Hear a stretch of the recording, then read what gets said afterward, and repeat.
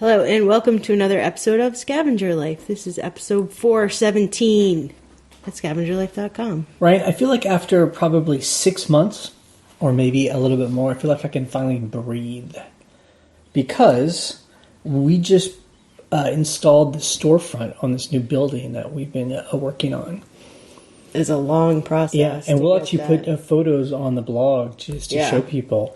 And even though we still have, optimistically, at least 4 more months of work on that building. Yeah, optimistic.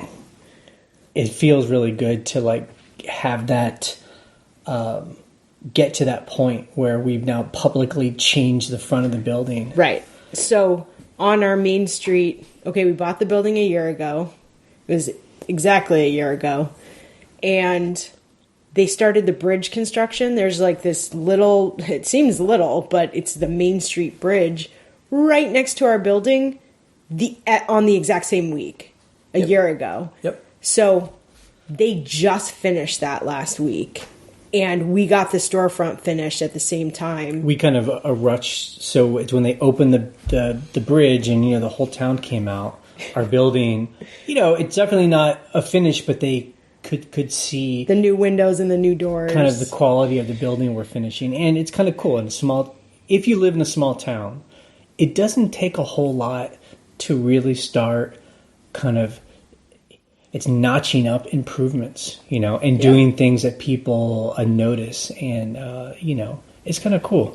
People noticed. And people noticed before we even finished. I mean, we replaced the windows upstairs and people were already like, wow. Right. So that's great. That's why when people, have full-time, people who are full-time eBay, people who get a handle on their stores and kind of have a process that works for them. That's why I'm always interested if they do other things, because it's kind of nice having something that has a milestones that can be celebrated. Because when you sell on eBay, there really are not these milestones other than internal ones. I got a good sale, or I got through that pile of stuff. I mean, it's not something that you can really share with very many people.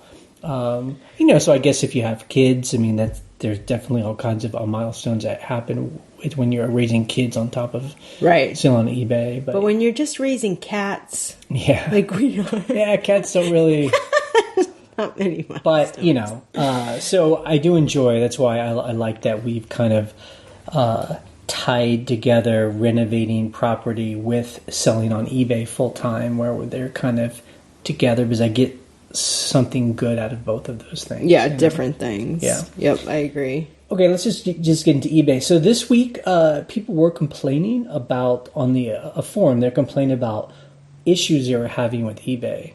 And I don't know if it's because eBay is tweaking behind the scenes. eBay doesn't really announce any of this stuff. Everyone just starts to kind of notice that something's weird. People were saying that that some buyers couldn't pay. Some people were having problems printing labels. Some people were having problems with their photos disappearing after they uploaded them through the mobile app. Right. I didn't have that problem. I wasn't seeing that problem, but several people said that was happening. A lot of these things will happen in spurts in different places to different people, so it's not often a universal issue. I know it stinks if you try and call eBay. The people will be like, I don't know, they're working on it. We'll tell the tech team. We'll put in a bug report. Yeah. I guess to be optimistic about it, or to be good about it, we're glad eBay is trying to improve. You hope it's because they're improving code behind the scenes. I said this on the forum. I'm glad they're doing it during the summertime and not in November, which is what happened. I feel like they did that a couple years in a row where they're like, we're rolling out free returns for Christmas. You're like, oh my God. Yeah. No. You're right. That is the one saving grace, is that they're doing changes in the slow pits of the summer. Not that we want bugs during the slowest parts, where introducing new things and changing things behind the scenes. Yeah, when the holiday season is going. It's never great, but some people are complaining like, why don't they do this in like a sandbox? So I'm sure they do. Yeah, right. Look, a sandbox is like a test server. Right. I mean, if they didn't, that'd be insane. Right. So, but anyway, and then one issue, there was on the a forum, a long thread about it, about if you have flat rate envelopes or flat rate options on your listings, right, something bad would happen. Don't even look at me, because you and I got into the fight earlier because you're like, what's up with this issue? And like, we were so busy this week with other things with our building. I was like, I didn't even read that thread. Like, I have like 70 unread thread emails about this. What I think happened was, if you had something that for some reason was over the box size, like the box size is, let's just say 8 by 8 by 5 for the flat rate regional A or something, and you had something that was like 9 inches, it was like, oh, you can't put this in regional A, and it wouldn't even give you the option. Was that what was happening? I don't know. Right. Yeah, it sounded like people were having to go through their items and changing the size dimensions of things. Yeah. So I guess this led to something I wondered about our own store. Right. So we don't offer flat rate on anything. I have one business policy that is a padded flat rate envelope if I know for sure it can go in that. But the majority of my listings are first class, because we have a lot of little ephemera, tiny things that can go first class. Parcel select with the option of priority. So first class with the option of priority. Parcel with the option of priority, because I have big, bulky, weird things. And then I have media mail for all books and magazines.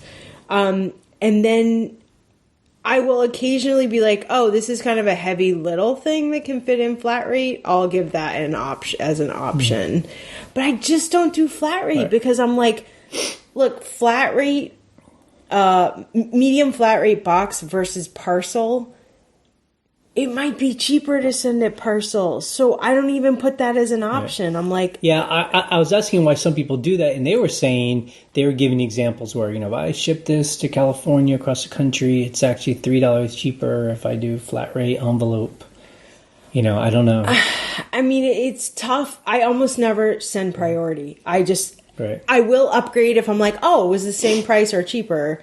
But, they paid for parcel, whatever. And then the regional ones, you can't actually list those because you don't know who's going to buy. So that's just where somebody buys. You can list those. Oh. But the thing about regional is you're like, regional A, it's complicated because you're like, okay, regional A to someone in the same state could be more expensive than just plain priority. Right. Like, it just doesn't... And then this was my thing complicated. To US. So eBay doesn't have it to where if you do just calculated, they don't figure out the cheapest one. Oh, God, no. Flat rate. Oh, my God. No. I wish they did. Yeah. Could you imagine if you were like, this is £1 with these dimensions, and eBay dynamically was like, hey, out of all carriers and all, options, this is the best rate.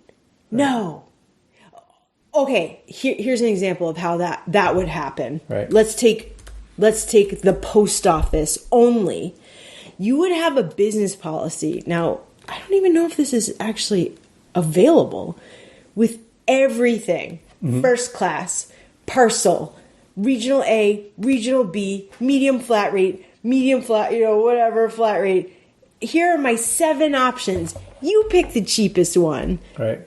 You could totally do that. Yeah. And I'm sure every customer will be like, I have no idea. I'm just picking what the first option is. You know what I mean? So there's a guy that hangs out on the forum sometimes, and he started a company, like a little company called FitShipper. Yeah. FitShipper.com. Yeah. I think that he has one of these calculators that actually does that, maybe? He's got different calculators here that I'm checking out. I'm sure. Where if you put in the info. Yeah. What's the cheapest thing? Yeah. I just... I use a lot of first class. I will tell you that. And first class now, it used to be per weight was a flat rate. So 8 ounces cost the same amount to my own state as it did to California. Not anymore, which I actually think is smart of the post office. They changed it. It's still the cheapest way to ship stuff. Yeah. Is first class. Right. Most of my stuff is first class. And with the changes in shipping that's happened over the past 6 months, there's been some raises in rates. Does it make it a lot more expensive? I mean, it like I remember the highest you would pay for first class was something like $4 or something. And now it's like $5.20 is like 13 ounces to California. Yeah. And you're like, whoa, that's expensive. Yeah. But it's still cheaper than everything else. A FedEx or a UPS. Right. No, I mean, totally. So I don't really know. It's sort of like, look, I wish it was easier. I wish there were better options. I wish it were more flexible. So eBay, if you're hearing this, that's what we're asking for, is when you do calculate. That'd be amazing. Where we don't even have to choose anything. We list an item, and then all we do is say how much it weighs and which size it would be. Yeah. What's the best rate? And then it's just calculated. And but the problem is with that, like there are places, like sometimes with FedEx, they won't even come to my house. They'll be like, "Oh, we're done with our route, and we're not." Like I've had that phone call before. But they'll come next day. Yeah, but then your shipping's late, so you're like, you should be able to say, "I don't do UPS ever," you know. But if you're like, "I do the post office," and that's it. Okay, here are the best rates. Okay, so it would have to be dynamic. So you put in your weight and the size, and then it gives you all the options, and you can click. I don't want to do these. Right. But choose out of these. Yeah, do the best. I'm sure there's some. They're like, I'm sure there's eBay's like, eBay coder right now that's like, that would be 2 years of my life. Yeah. No, thank you. And then it would be broken. So anyway, welcome to eBay. Is this boring? I think if people sell on eBay full time, this has to be interesting. I mean, look, I'm a shipping nerd. When you were asking me that question during the week, because I got a little bit miffed when you were like, "Why are you responding?" I was like, because it's so complicated. Because mainly I'm just trying to understand. That's all. So it's just tough because I'm like, I try to keep it as simple as possible for myself and for my customer. I'm like, here are your two choices. Right. If there's a super savvy customer that's like, I think you can fit this into regional A. Right. Never happened. Right. Never had that conversation. Right. Then I'm like, totally. Right. Yeah, I mean, those kind of people are just like, just do it free. Just ship it. Right. Well, look, and those people are sellers because they understand. I mean, I shipped a 50-pound item to Sweden once. And it was $2. And it was $2. So I don't know why, with insurance, I don't know why you can't do that. I just bought something online for $3 and they shipped it for free for 50 from China. Cents. Yeah. Like, okay. Why can't you just do that? I've had those conversations. So we mentioned that we got a negative feedback a couple of weeks ago. Ding, ding, ding, ding, ding. Removed. Yeah. And then someone on YouTube had commented. They were like, I thought when you're in the free returns program that you get like extra care where... Yep. And so they... I mean, is it actually like they'll remove all negative feedback no matter what? I don't know. I mean... But they did. You called they them did. Up and they didn't say it was because it was free returns. Right. But I'm assuming that's why. Yeah. I guess it's unclear to me if they took away the negative feedback because just the buyer the buyer didn't return the item. That's why they closed the case. Right. They're like, I want to return this, and then I never did, and yeah. Right. So he opened a return case. I accepted it. Yeah. He then left me negative feedback. I was like, okay. And then I never returned the item. So I called. They were like, okay, we're closing this and we're taking the negative feedback away because they never returned the item. Is it because I have free returns? My sense is this, because there is a language in the free returns that they will give you kind of like more attention when you're having a problem. But I personally don't think like they just would just blanket take away all, because, you know, Right. if we're a seller who's like really bad, Yeah, and doing things that are really bad to buyers, with free returns open, just because we have free returns, I wouldn't expect Right. eBay to like just take away your negative feedback. hide the fact that I treat people poorly. Yeah. But, you know, if the eBay rep sees, But you're doing all you this. wouldn't be treating someone poorly if you had free returns, accepted that return, and waited for it to get returned. No, I agree. That in and of itself, you're like, right. So bad sellers, I don't think, are doing that. I mean, again, I'm not speaking from like I really know exactly how eBay is thinking on this, but yeah, we went over that bar where it's like, yeah, they did all these things, then we'll remove it. So anyway, that's kind of the answer, the long answer. And then someone mentioned on the forum that the mobile friendly. Oh my God. So when you make a listing, there's a thing that says what? Like mobile friendly checker. Yeah, it's so, I'm like, eBay, why? Where you have to like physically do a test. Right. Now, I understand why they first put this here. Because they put this here for that in-between time, which I guess we're still in, or we were, where people have these crazy templates on their descriptions. Templates with GIFs, and that there would be people where they would have an auction and they would put like a Winamp its player on there, a listing, so you could play a music while you waited for the auction to like cycle through. Okay. Like, you know, they're like trying to make I don't an even experience. remember that. Right. That's like so wacky. Okay, so eBay was like, get that crap out of here. And that's what the mobile checker was. Yeah. But like all these things that you have on your thing are not going to show up on someone's phone. Right. Okay. Calm down. Now, the thing that was wacky about this was I am making drafts. I am actually creating the listing on the phone, a mobile device. I am creating my listing through there.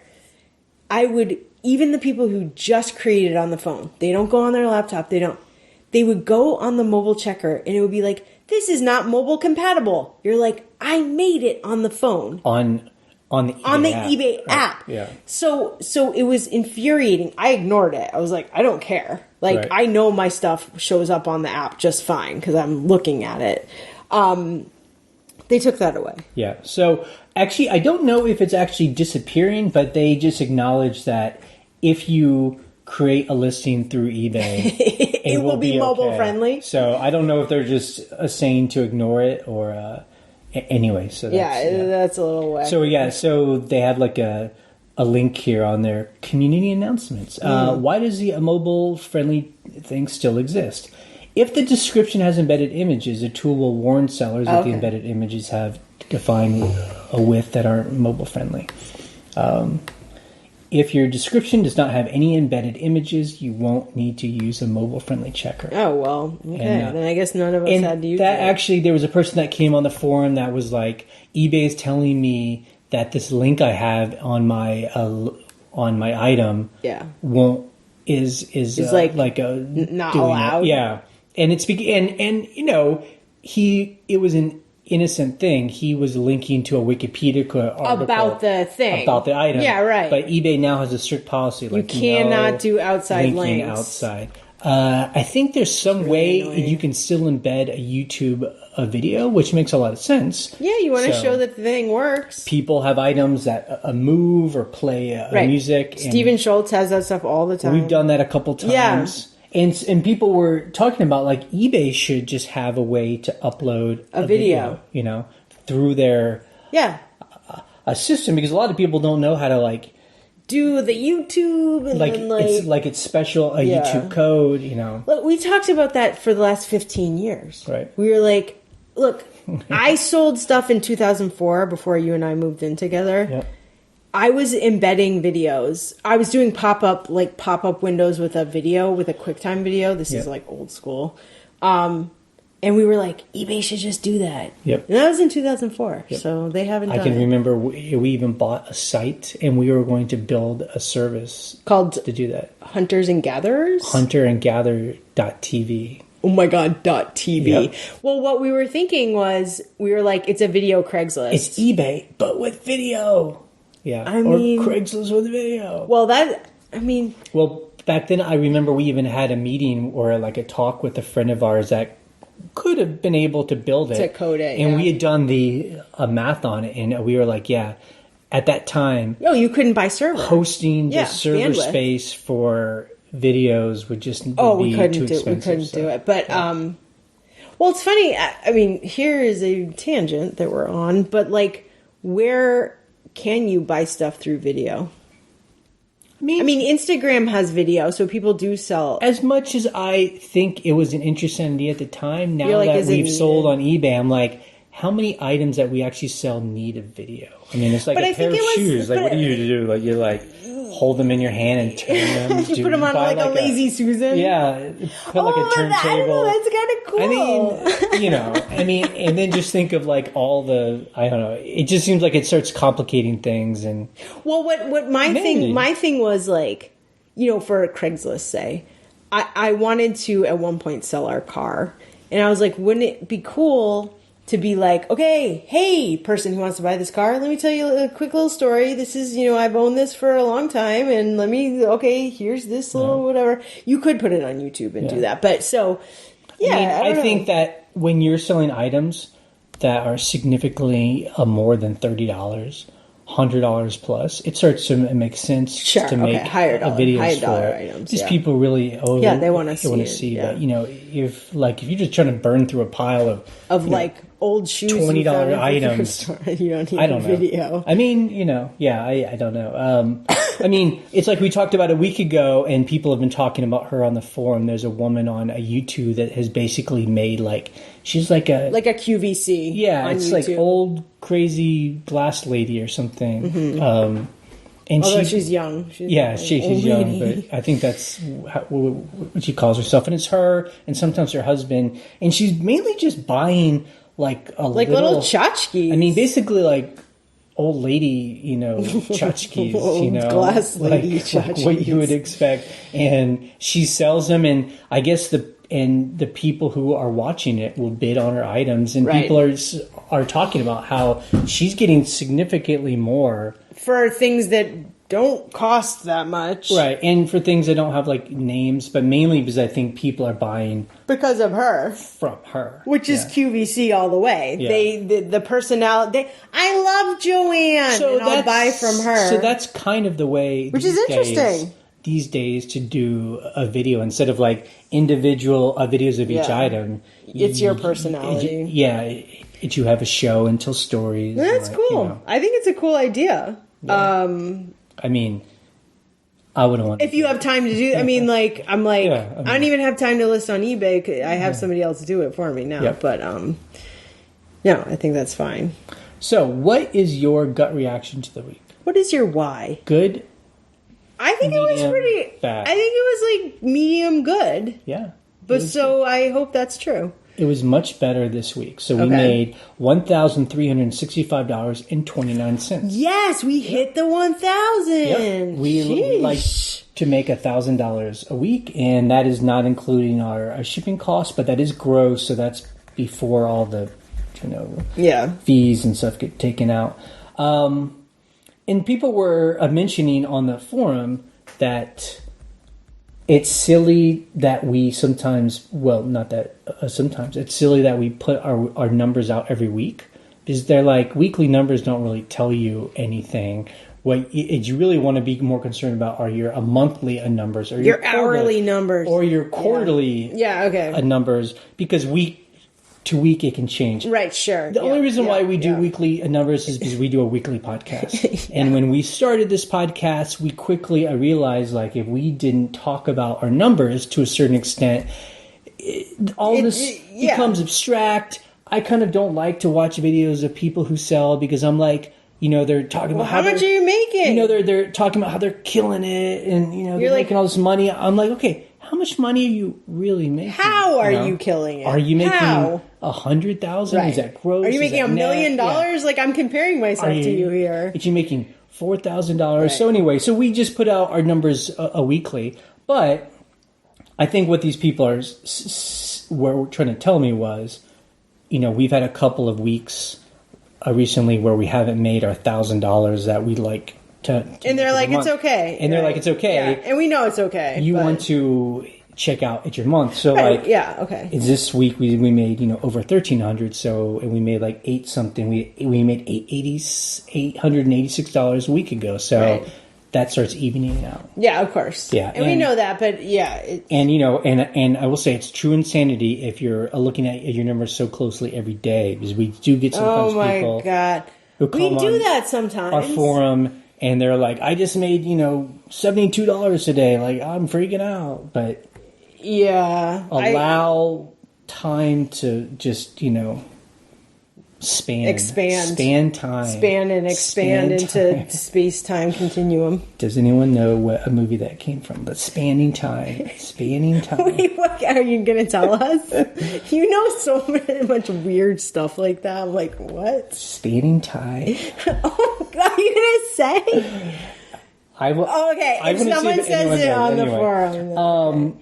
Now, I will say, I was looking at our store because I was convinced we were selling, all this stuff like over $1,000, and I was trying to dig into our numbers some.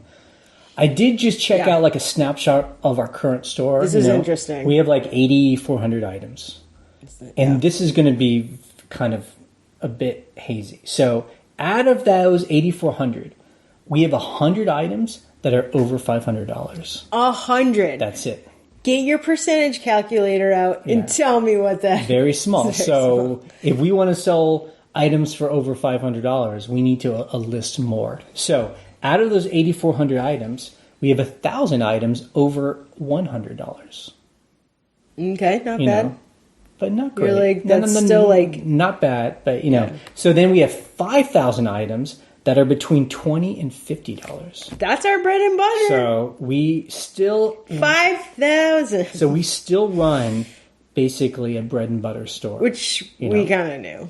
That's the stuff we find. Out of those 8,400, about 2,000 items are under $20. Now, number one, during our conversation this week, you led with that number, and I was like, "Wow, that's depressing."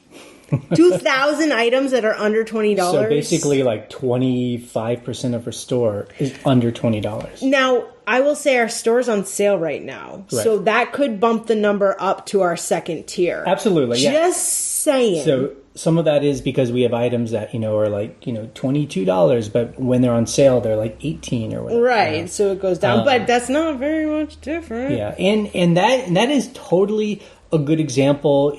There's this guy that came on the forum. He was like, what did he say? I know there's this kind of a seller who's a little bit a macho, who's if things don't sell in 90 days, they're just losers, and I just get rid of them. I just throw them away. Fine. So we don't do that. We don't get rid of our losers because we don't really see. We think everything's a winner. Every item can be a winner, and so that's a good example of.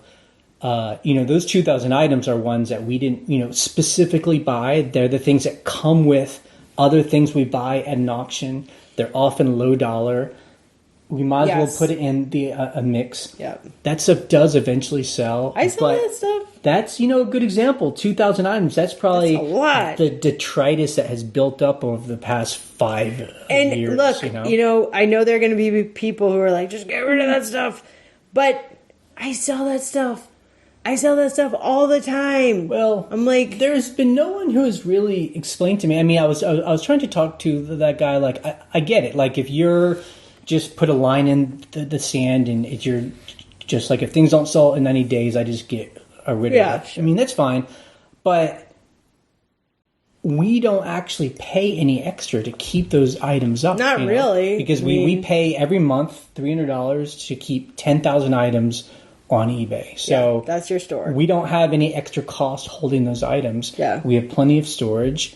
that stuff does eventually sell. It does sell. And to me, if you get rid of stuff after 90 days, I mean, it's an admirable thing that you're just kind of like have a system, but at the same time, then you lock in a loss, you know? I mean, once you get... I mean, rid of an 90 item, days to us is like 1 second in our store lifetime. I bet if we go through... Like, so we sold, we sold 30...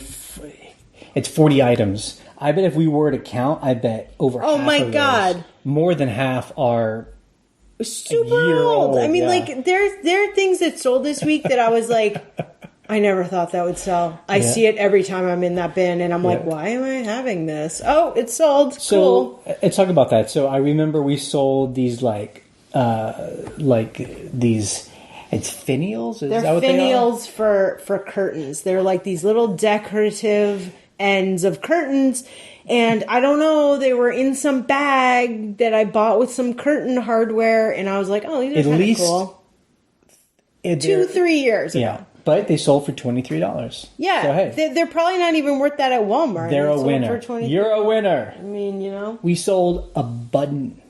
A single button. $27. It is a St. John, which is a very high-end brand, which I just found out about this year because my mom was like, I found all the St. John. I was like, I have no idea what that is, but I should probably know. So I got this a big lot of St. John buttons. Don't think I've sold a single one till now. Yep. But there it is, $27. It probably paid for the lot 3 times over. Yep. We sold a bag of rusty hinges. Oh my God! And this is sale. This is my thing. So we were at a flea market. Man, again, 36 other months ago, long time ago. That's a lot. And I remember I bought this box of just a rusty detritus. Talk about detritus. Because I'm like, they look really cool. Yeah, they look really cool. But we've had them for a long time. But we finally sold. There was a lot of them. It was like 10 11, yeah. For $28. That box weighed like 12 pounds. It's really heavy. You know, I'm all into it. Now, the high dollar sales we did, quote unquote high, we sold 2 sets of teacups. One for $80 and one for $75, and that was a fun sale. What was the $75 teacups? They're the little tiny. Oh, they're teacup. They're tiny little. They're a set of 4. Asian. Japanese. I think they were Japanese or Chinese, like redware. Right.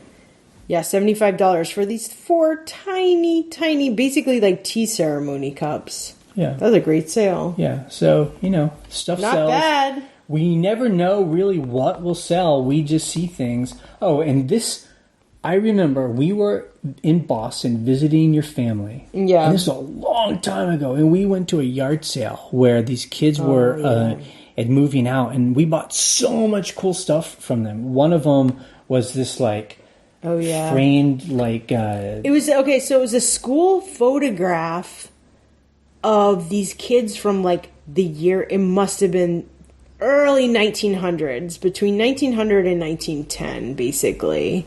I don't know how I got that number, but it's like the clothes they're wearing and their eyeglasses. Yep. I could not sell this thing to save my life. We've had this for so long. 5 years.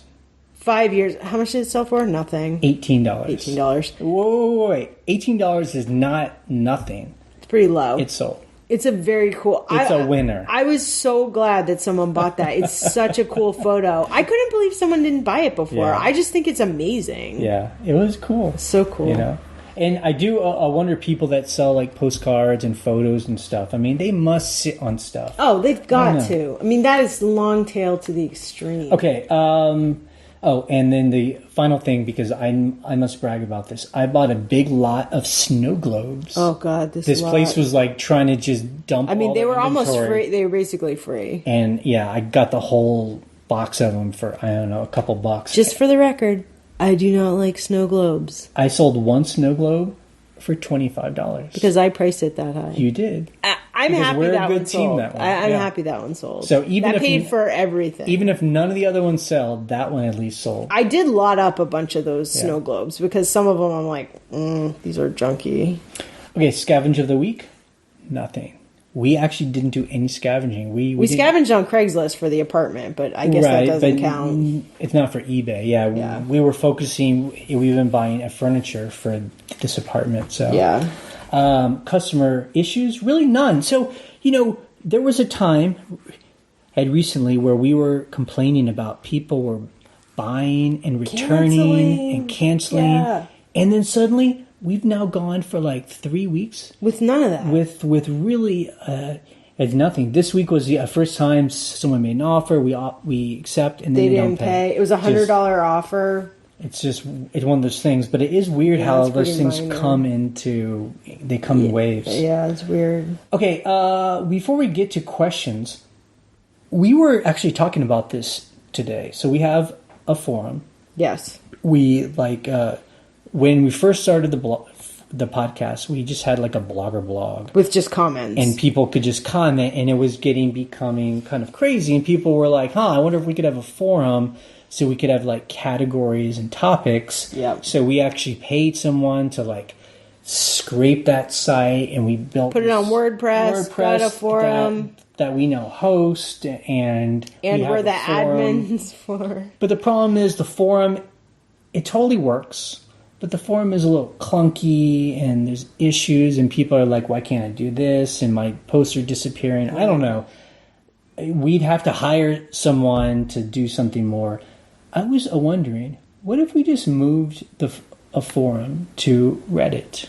I mean, we hang out on Reddit all the time. Like, I don't know. I mean, some people might not have ever heard of it, but it's easy. Anyone can sign up for it. But basically, it's like a forum, and we could just do our own, and we could, still be strict so there's no spammers and bad people on it. But I wonder how people feel about that, because then Reddit can handle all the infrastructure. Yeah, look, we have issues. I was going to mention this at the end of the podcast, but I've been having a lot of issues with people signing up for the forum and then forgetting their username and trying to log in with a variation of their username. This happened 4 times this week, and it locks them out.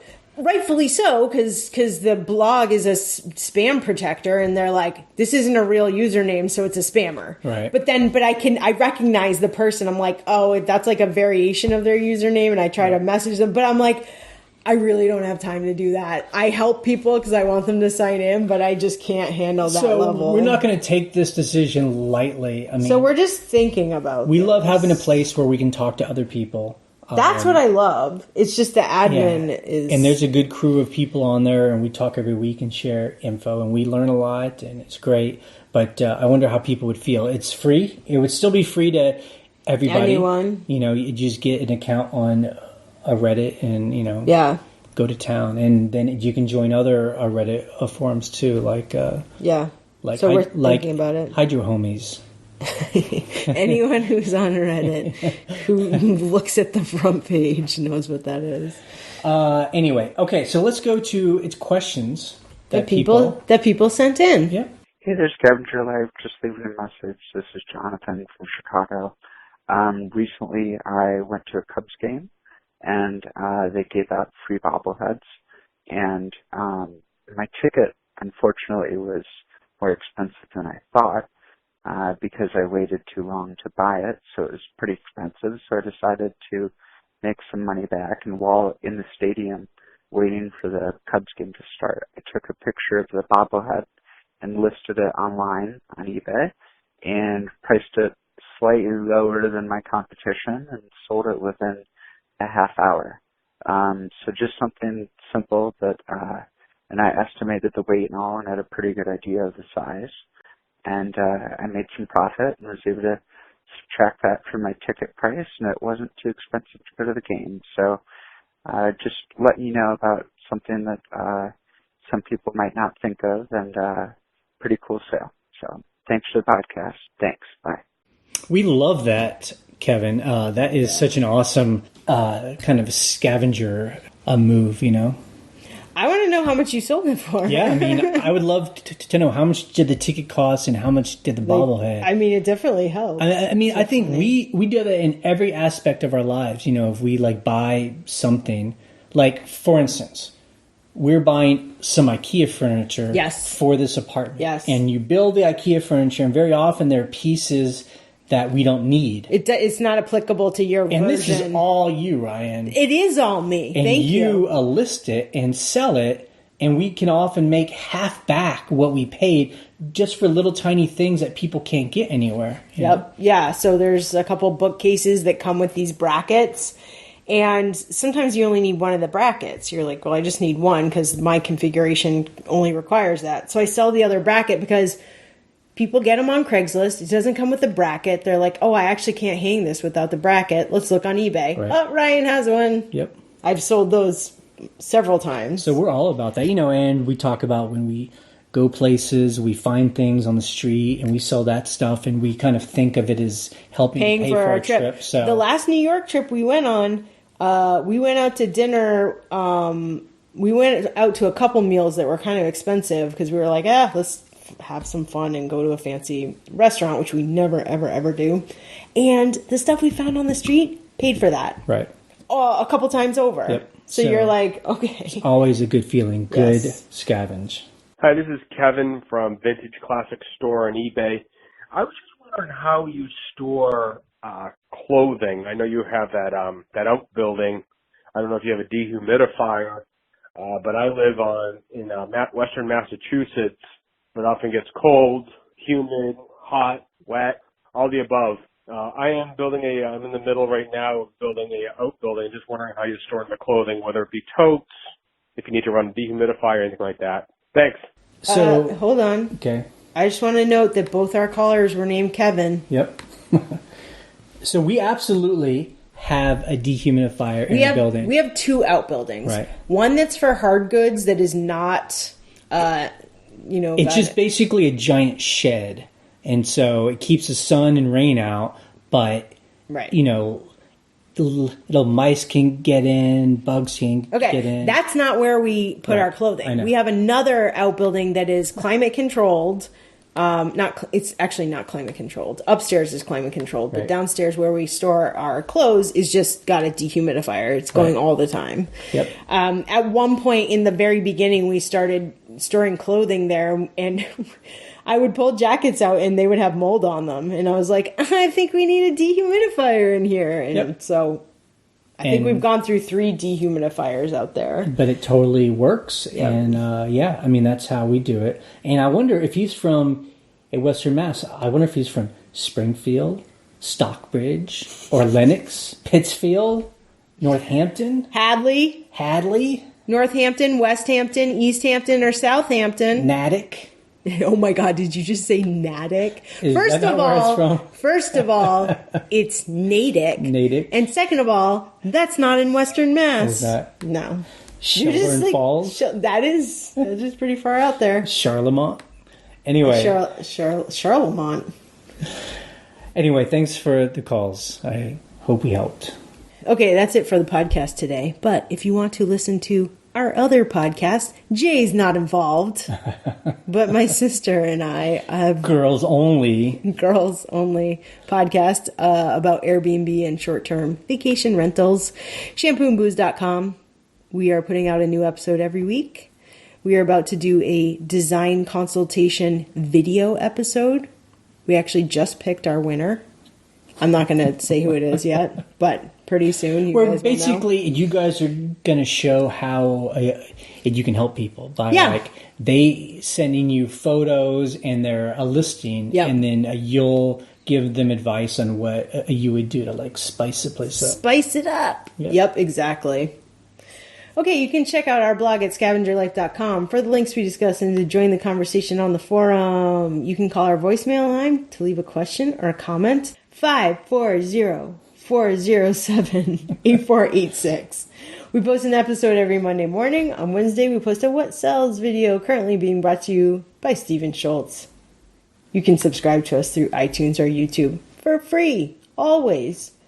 You can buy our archive of 5 years worth of podcasts so you can listen to it offline on your devices. That's the download all link on the blog. We are ending this podcast in 3, 2, 1.